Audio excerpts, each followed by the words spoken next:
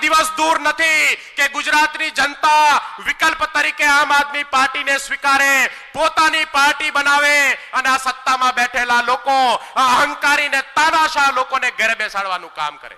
મારે તમામ સમાજના સામાજિક અગ્રણીઓને કહેવું છે કે તમારી વારંવારની અપીલથી છેલ્લા 30 વર્ષથી દરેક સમાજના લોકોએ ભાજપને જીતાડ્યા છે.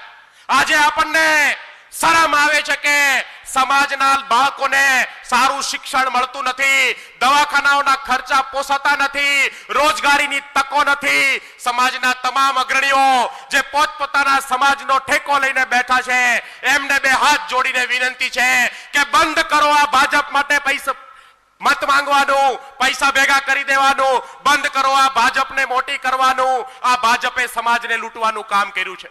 તમામ સમાજને લૂંટવાનું કામ આ ભાજપે કર્યું છે.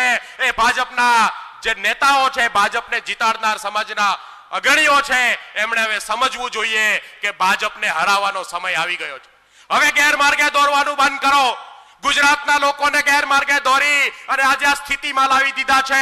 હવે ગુજરાતની જનતા નવો વિકલ્પ માંગે છે.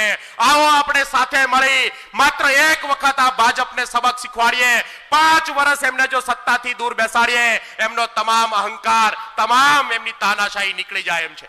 સાથીઓ, આજે આમ આદમી પાર્ટી ગુજરાતની પાર્ટી બની છે, આપણા સૌની ચાહીતી પાર્ટી બની છે, આપણા સૌનો વિકલ્પ બન્યો છે. ગુજરાતની અંદર આવું લોકપ્રિય નેતૃત્વ ક્યારેય નહોતું. ગુજરાતની અંદર આ નેતૃત્વ પેદા કરવાનું કામ આમ આદમી પાર્ટીએ કર્યું છે. આપણે સૌ જાણીએ છીએ કે કટ્ટર ઈમાનદાર એવા અરવિંદ કેજરીવાલજીને ખોટા કેસમાં ફસાવી, જેલમાં નાખી અને દિલ્હીની સરકાર એમની પાસેથી છીનવી લીધી. દિલ્હીના લોકો આજે ત્રાહિમામ છે. દિલ્હીના લોકો આજે ફરીથી એ કેજરીવાલને લાવવા માંગે છે. હું દાવા સાથે કહું સાથીઓ, આજે જો દિલ્હીમાં ચૂંટણી થાય તો ભાજપની 70 સીટ ઉપર ડિપોઝિટ જાય એવું વાતાવરણ આજે દિલ્હીમાં છે.